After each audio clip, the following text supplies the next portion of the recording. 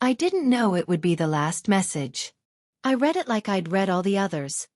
With a little smile, a little patience, and that warm familiarity I always felt with them.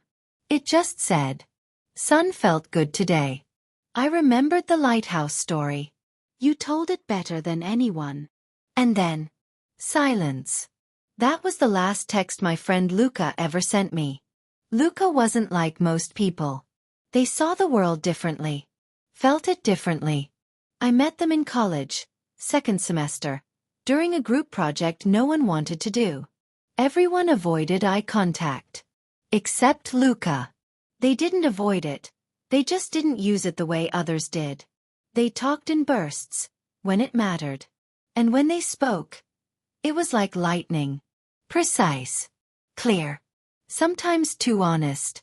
Sometimes heartbreakingly beautiful. I remember asking, "Hey, are you always this thoughtful?" And they shrugged. "Only when I'm safe."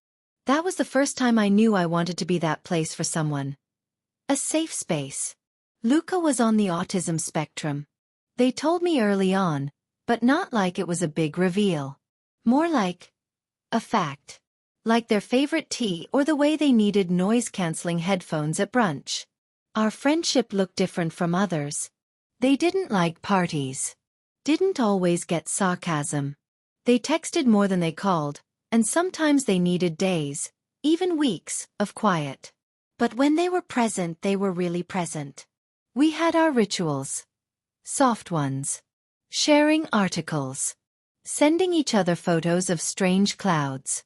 We'd go on parallel walks, side by side, saying nothing, just being.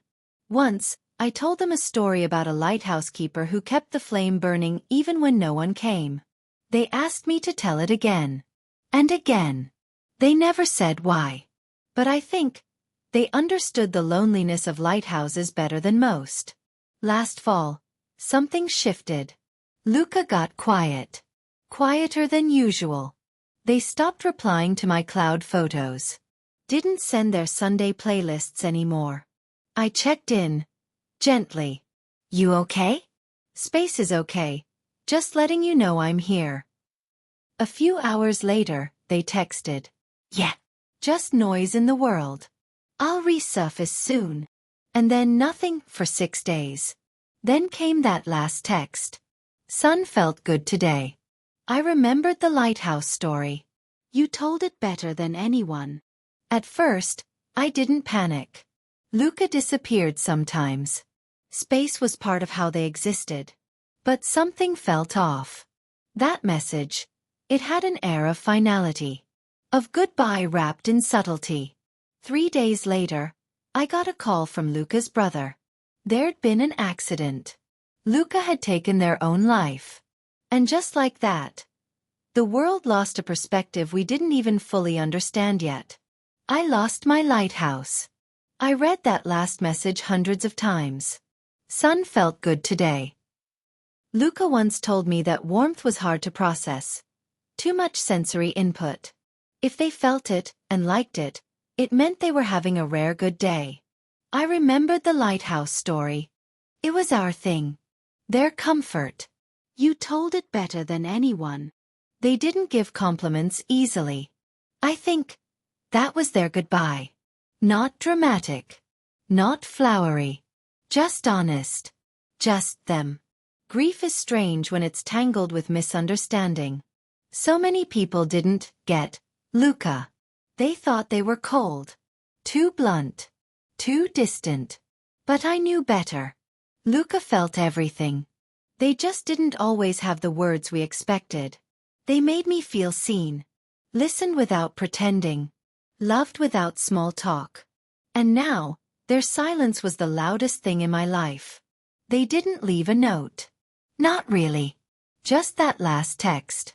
And the lighthouse story, which I found printed out in their desk drawer, underlined in pencil. One line circled twice. The lightkeeper knew no one might come. But the flame still mattered. I've learned that people on the autism spectrum often feel the world too deeply. That expressing grief and emotion can look different, but it's still there. I've learned to listen better. To give space. To not take silence as absence.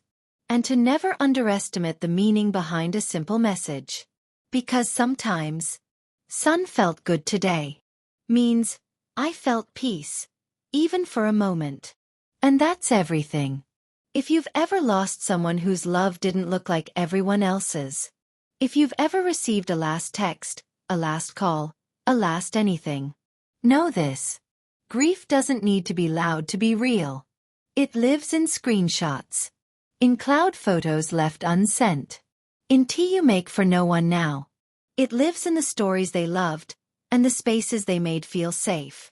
I shared this story not just for Luca, but for anyone who ever felt different. For the ones who love quietly. Who burn like lighthouses, even when no one's watching. If you've ever felt unseen. Or if you've ever lost someone who saw you. Let this be your sign. Their light is still out there. And it's okay to grieve, in your own way. It's okay to keep the last text. It's okay to read it like a prayer. They said, "Sun felt good today." And now, every time the sun touches my face, I whisper back, "I know."